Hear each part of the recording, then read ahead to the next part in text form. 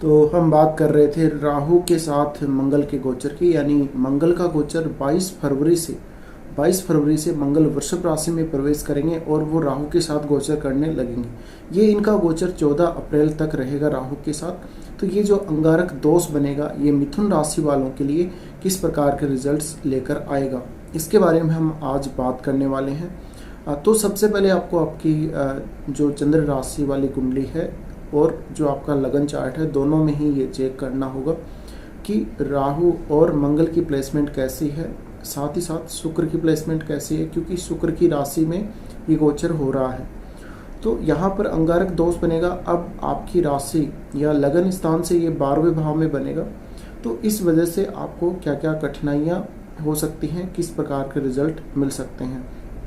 देखिए, सबसे पहले तो ये आपके 12वें भाव में युति बन रही है। 12वें भाव में युति बनने से मुख्य रूप से यहाँ पर अगर आपकी कुंडली बहुत ज़्यादा वीक है तो ये जेल यात्रा का संकेत हो सकता है। और जो राहु की एनर्जी पहले से ही आपके 12वें भाव में है, साथ में मंगल की एनर्जी और आ जाती है, तो यहाँ पर जो दोनों का घमासान होगा उसकी वजह से 12वां भाव बहुत ज़्यादा ही प्रभावित होगा और इस भाव में बहुत ज़्यादा उथल पुथल हो सकती है।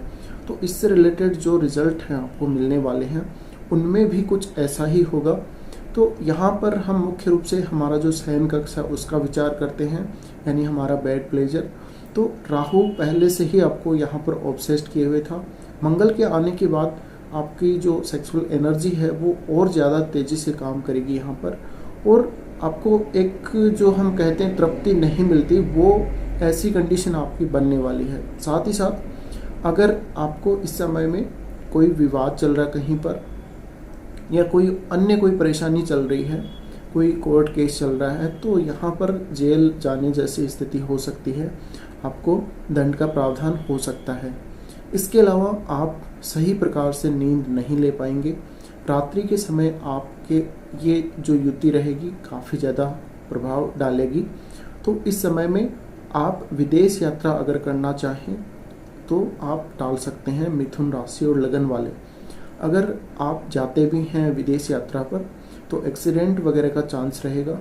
साथ ही साथ ये जो 14 अप्रैल तक का समय है ये कैसे भी आपको एडजस्ट करके बिताना होगा। ये युति 12वें भाव में होने की वजह से आपकी मैरिड लाइफ को भी बहुत ज़्यादा प्रभावित करेगी।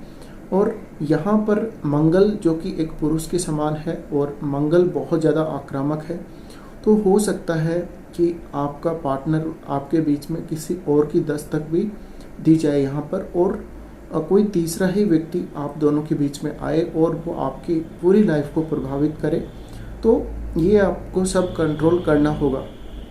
साथ ही साथ यहाँ पर जो अब इन ग्रहों की जो भी दृष्टियाँ पड़ेंगी उन भावों को भी ये प्रभावित करेंगी। तो सबसे पहले हम अगर बात करें तो मंगल की दृष्टि पड़ेगी। सबसे पहले आपको कुंडली यहाँ पर साइड में देख सकते हैं। तो सबसे पहले मंगल की दृष्टि पड़ेगी आपके तीसरे भाव पे। तीसरे भाव पे मंगल की दृष्टि पड़ना ये आपको काफ़ी ज़्यादा आक्रामक बनाएगा, यानी आप कितनी भी रिस्क ले लेंगे आप। और ये सिंह राशि पर इनकी दृष्टि पड़ेगी तो अपनी मित्र राशि पर ही पड़ेगी। आपको थर्ड हाउस से संबंधित खराब रिजल्ट नहीं मिलने वाले, पर अगर आपका मंगल बहुत ज़्यादा खराब है कुंडली में तो हो सकता है भाई बहनों के साथ आपके जो संबंध है वो बहुत ज़्यादा खराब हो जाएं, पड़ोसियों से आपका झगड़ा हो जाए, कहीं आप यात्रा करने जाते हैं तो आपकी यात्रा काफ़ी ज़्यादा विफल रहे। साथ ही साथ यहाँ पर मंगल की दृष्टि होने से तीसरे भाव पर आप किसी कार्य का दुस्साहस कर सकते हैं। जो कार्य आपसे नहीं हो पा रहा है, इस कार्य को आप करने में सक्षम नहीं हैं, आप उसके लिए बहुत ज़्यादा ओवर ट्राई कर सकते हैं। तो ये आपको खुद को ही कंट्रोल करना होगा। और साथ ही इस समय में अगर आप इसको पॉजिटिव लेंगे तो कितनी भी मेहनत आप कर सकते हैं इस समय में। इसके बाद जो यहाँ पर जो अगली दृष्टि पड़ेगी मंगल की, वो पड़ेगी आपके लिए यहाँ से 6th हाउस पर। तो 6th हाउस के जो रिजल्ट हैं वो आपको अच्छे मिलेंगे। अगर किसी भी प्रकार की परेशानी आपको आ रही है शत्रुओं के द्वारा, तो आप वहाँ पर बिल्कुल भी नहीं डरेंगे, आप अपने शत्रु को पराजित करने में सक्षम रहेंगे।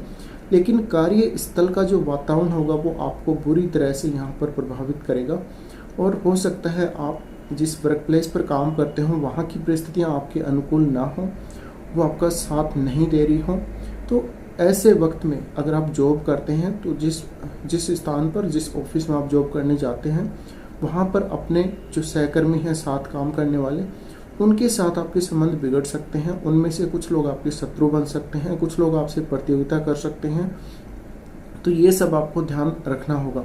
साथ ही साथ स्वास्थ्य के दृष्टिकोण से अगर इस युति को देखा जाए तो ये कोई पुराना रोग फिर से यहाँ पर उभर सकता है और आपको बहुत ज़्यादा खर्चा करना पड़ सकता है, धन का खर्चा करना पड़ सकता है। साथ ही कोई आपको विवाद हो सकता है प्रॉपर्टी को लेकर। तो ये सारी दिक्कत यहाँ पर आ सकती हैं आपको। साथ ही साथ 6th हाउस में जब इनकी दृष्टि पड़ रही है तो किसी से भी इस समय में धन का लेन देन नहीं करना है। आपको कहीं से पैसा उधार नहीं लेना है, ना ही किसी को पैसा उधार देना है। इसके अलावा क्योंकि राहु की दृष्टि 4th हाउस पर भी पड़ रही है तो यहाँ पर प्रॉपर्टी संबंधी विवाद होने का डर पूरी तरह से रहेगा, या फिर आपकी जो माता जी हैं उनकी हेल्थ बहुत ज़्यादा खराब होने की वजह से उन पर आप पैसा खर्च कर सकते हैं। इसके अलावा इस समय में अगर कोई प्रॉपर्टी का मामला है जो पहले से अटका हुआ है तो उसको आपको पहले ही निपटाना होगा। अगर आप ऐसे इस युति के समय में उसको आगे बढ़ाते हैं तो हो सकता है कि आपको बहुत ज़्यादा पैसा इस समय में लुटाना पड़े उस प्रॉपर्टी के काम के लिए।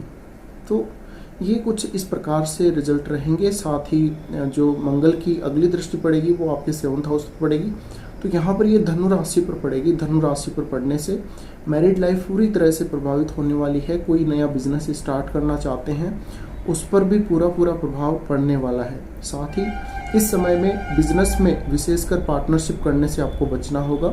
साथ ही साथ इस समय में अपने जीवन साथी के साथ आपको अच्छा तालमेल बनाकर रखना होगा। हो सकता है उनकी कोई बात से आपको ठेस पहुंचे, उनका व्यवहार थोड़ा आक्रामक हो सकता है जिसकी वजह से आप बुरा मान सकते हैं। तो इस समय में मैरिड लाइफ का विशेष ध्यान रखेंगे आप। और क्योंकि इस समय में जो गुरु का ट्रांजिट है वो भी आपको सपोर्ट नहीं करेगा। हालांकि गुरु बाद में कुंभ राशि में चले जाएंगे तो उसकी वजह से थोड़ा सा आपके लिए अच्छा कहा जा सकता है, पर अभी वो अष्टम में ट्रांजिट कर रहे हैं तो सप्तमेश का ट्रांजिट भी आपके पक्ष में नहीं है, तो मैरिड लाइफ में डिस्टर्बेंस निश्चित रूप से आ सकता है। साथ ही साथ आप किसी के साथ भी जब व्यवहार करें तो आपका व्यवहार अच्छा होना चाहिए। अब मंगल और राहु की युति हो रही है 12वें भाव में, तो अगर आपको कोई भी नेगेटिव विचार आते हैं तो आप पूजा पाठ करें और पॉजिटिव रहें। हो सकता है आपको आत्महत्या जैसे विचार भी आ सकते हैं या अन्य किसी प्रकार के नेगेटिव विचार भी आपके मन में उत्पन्न हो सकते हैं। हो सकता है आप बहुत ज़्यादा आक्रामक हो जाएं, हो सकता है आप अपने जीवन साथी के साथ के जो संबंध हैं उनको लेके बहुत ज़्यादा एग्रेसिव हो जाएं।